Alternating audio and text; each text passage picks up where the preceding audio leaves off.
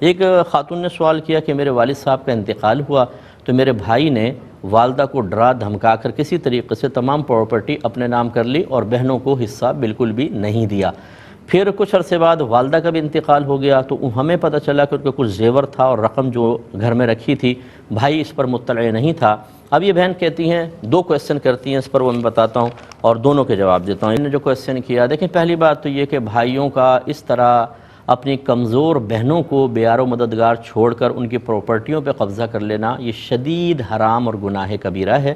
اور نبی کریم صلی اللہ علیہ وسلم کے فرمان ذیشان کے مطابق جو کسی وارث کو اس کی وراثت سے محروم کرے تو اللہ تبارک و تعالیٰ اس کو جنت کی میراث سے محروم کر دے گا۔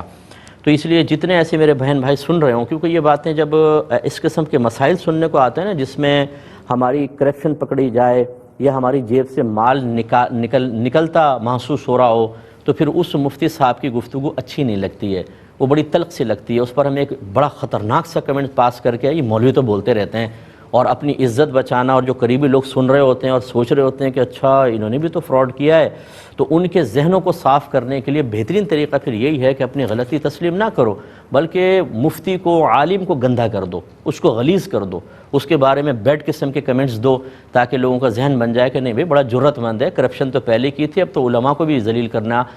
ہے، اس کا مطلب ہے کچھ نہ حق پر تو ہوگا۔ تو خلاصہ کلام یہ ہے کہ بہرحال ایسے جو بھی سن رہے ہیں، خدا را اس کو واپس کریں، حقدار کو اس کو حق دیں، اس پہ کسی مستند ادارے سے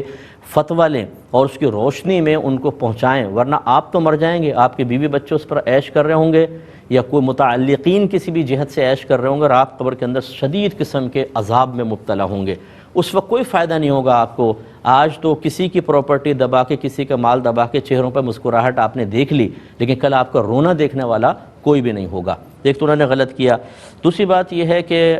جب آپ کا کوئی حق چھن جائے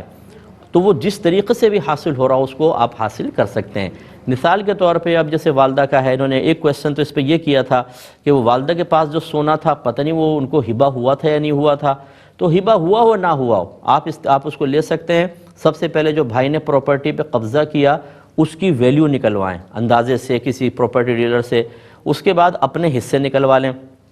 ٹھیک ہے۔ حصے نکلوانے کے بعد دیکھیں، فرض کر لیں آپ کے حصے میں 10 لاکھ آیا، دوسری بہن کے 5 لاکھ، تیسری کے 4 لاکھ، فرض کر لیں، تو اب اس سونے اور چاندی کو آپس میں ڈیوائیڈ کر لیں تو وہ آپ کا ہو جائے گا، کیونکہ بھائی حق سے بہت زیادہ پہلے ہی لے چکا ہے، تو انشاءاللہ کوئی گناہ نہیں ہوگا۔ دیکھیں اب اس میں بس آخری بات یہ ہے کہ آپ نے کہا کہ بھائی نے ڈرا دھمکا کے سب چیزیں اپنے نام کر لیں، تو اس کا بھی ایک ثبوت آپ کے پاس ہونا چاہیے، آپ کو یقین ہو کہ بھائی نے ایسا کیا ہے، تو بس گویا کہ آپ کا حق لے لیا، جتنا مال اس نے دبایا ہے اتنا آپ اس میں سے لے سکتی ہیں، کیونکہ وہ دوسرا حق آپ کا جو اس پراپرٹی میں حق تھا وہ مار چکا ہے، اتنی مالیت کے کم از کم اپنا حصہ لے سکتی ہیں۔ ہاں اس سے زائد بن رہا ہو تو پھر بھائی کو بھی شامل کرنا پڑے گا۔